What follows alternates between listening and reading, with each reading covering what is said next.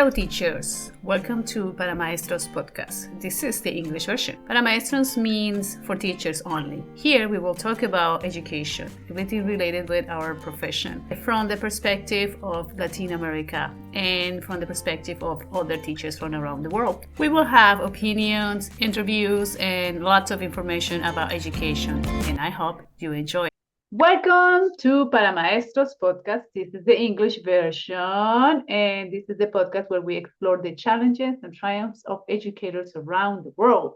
I'm Carolina. Hi, I am Juan. Today we are launching a special season that delves into the profound ways political change impacts the classroom. It is crucial to acknowledge that every pedagogical act is, in a sense, a political act. As teachers, we hold power within the classroom, and this power often becomes a target for those politicians seeking to control the narratives in education. Yeah, we've seen this play out in various contexts globally and recently in the United States, where discussions around woke ideologies, Marxist ideologies, and gender ideologies have led to calls for significant changes, including the proposal to eliminate the Department of Education. This is a reminder that education should be a space for diversity, tolerance, and learning how to live together. Exactly. We spoke with the teachers who lived through periods of immense political upheaval. They told me something I can't stop thinking about. One teacher said, one day everything changed. The historic textbooks that once represented a certain narrative suddenly needed complete reframing. Overnight, their role as an educator fundamentally changed. That's why we play these seasons. What happens when the political ground shifts beneath a teacher's field? How do they protect their students while navigating new realities? Yeah, so we are doing this because there's so many political changes in the world, and often our profession is ignored. We talk about you said before, the doctors, obviously the children and everything, but our profession have a lot of impact into what's happening in the world, and we have been impacted by them.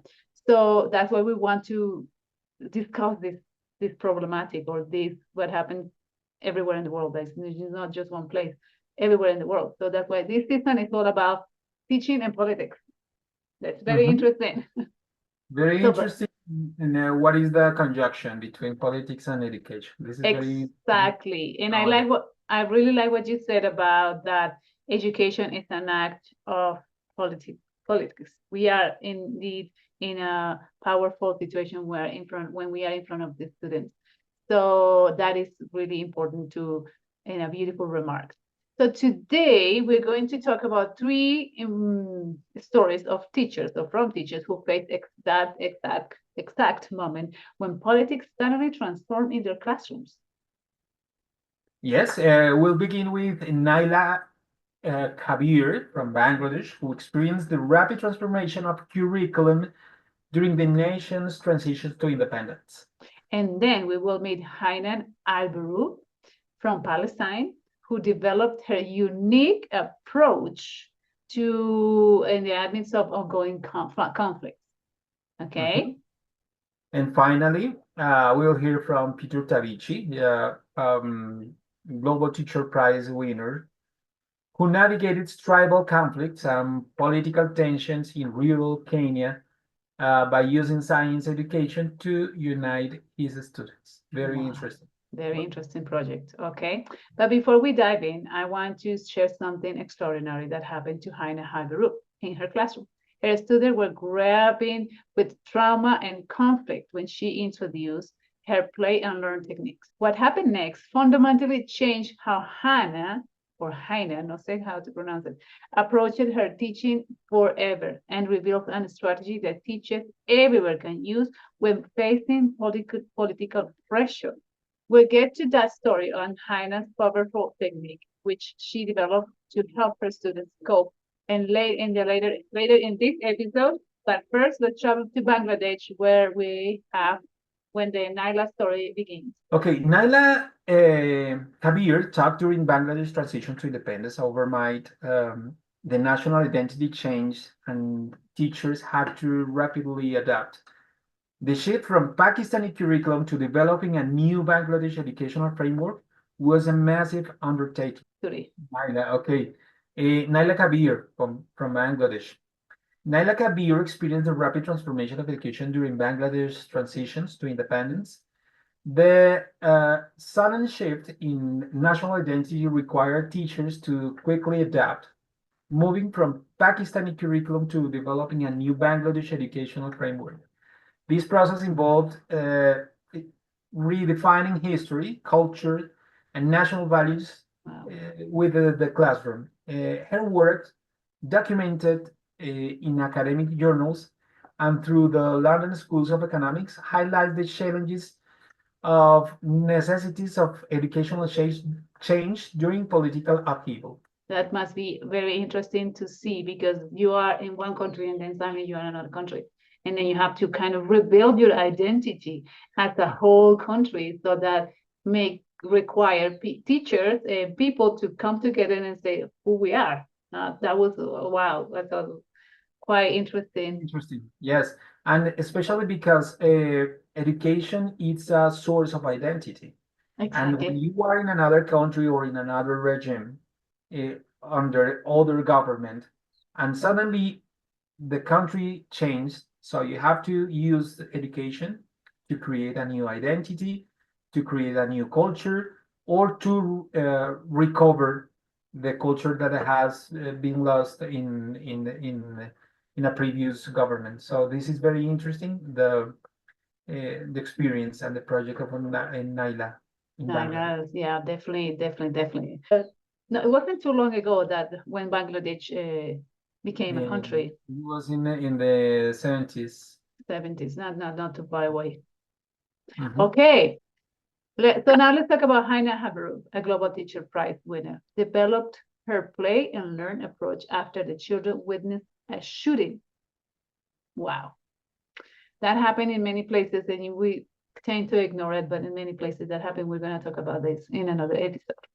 Teacher in the conflict-heavy West Bank, she recognized the need for methods that address trauma that her students experience.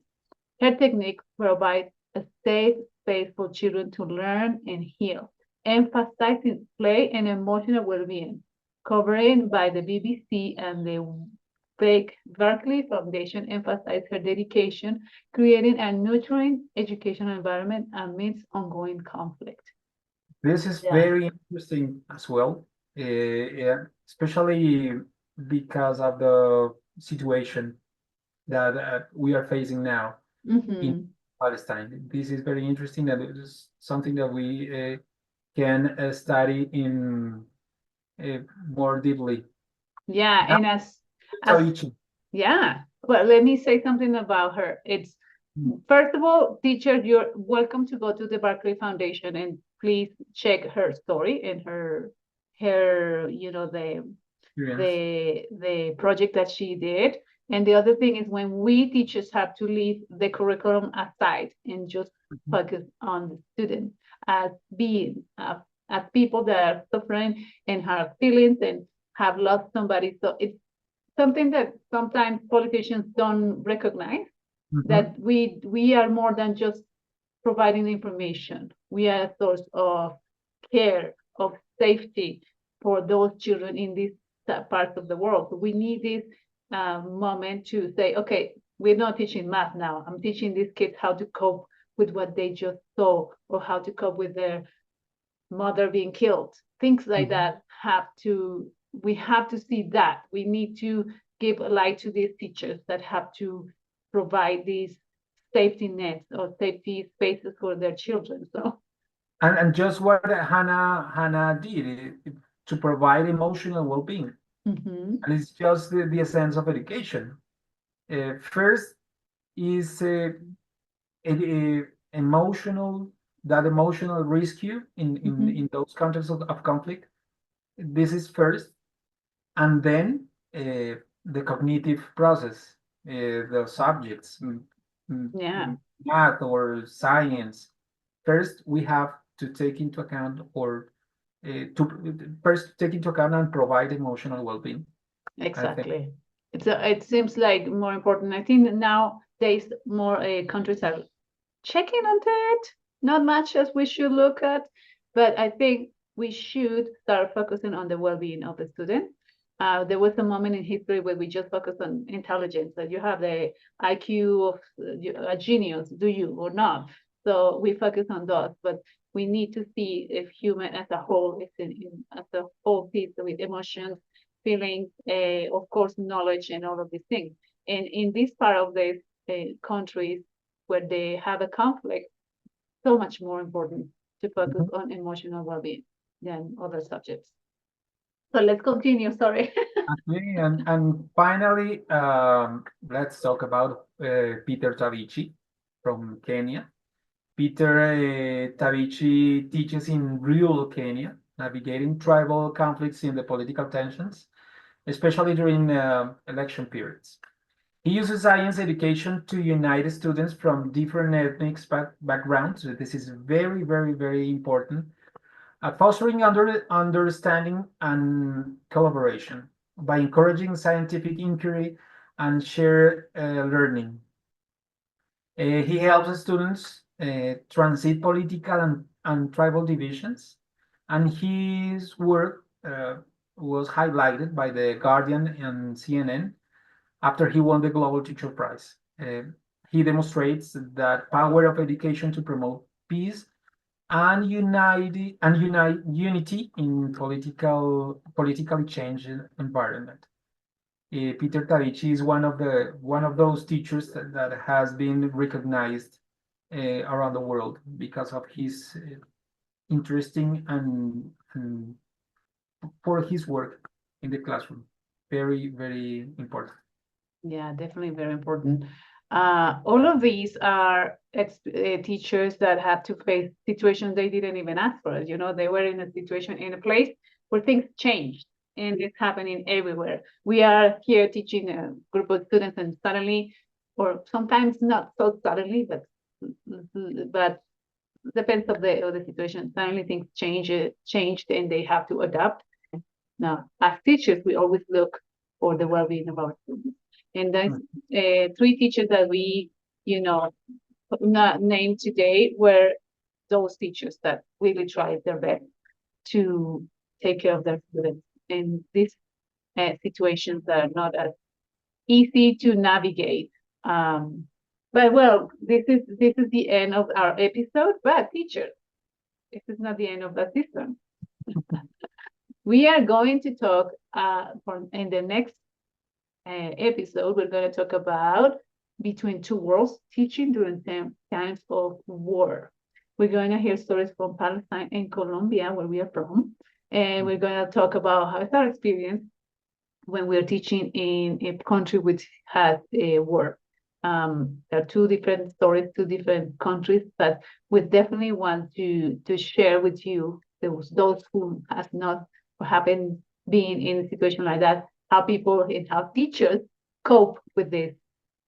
So you're more than welcome to listen to our next episode, which is very interesting. So this is it. I'll see you in the next episode. Don't forget to subscribe and share and comment. And if you have questions, we'll be happy to answer all those questions. Thank you very much for being here. Bye bye. Bye-bye. Thank you for listening, teachers. Stay curious. Connect with me on social media and explore my website. All the links in the description below.